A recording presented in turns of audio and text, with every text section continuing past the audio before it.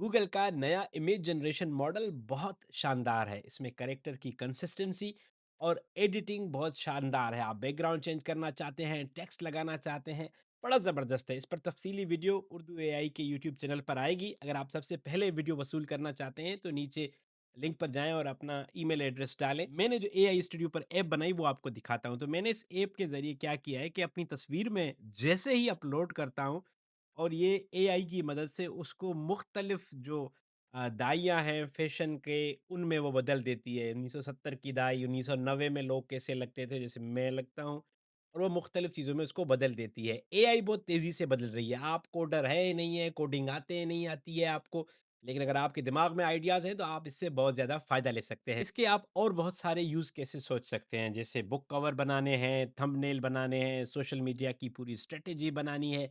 आप इसी तरह एआई स्टूडियो में फ्री ऐप क्रिएट करें और इसमें गूगल का नया मॉडल इंटीग्रेट करें और आप फिर बहुत कुछ बना सकते हैं। जो काम दिनों महीनों में होते थे, वो अब चंद सेकंड में एआई की मदद से होंगे। आप भी उर्दू एआई की मदद से आसान अल्फाज में एआई सीखते रहें।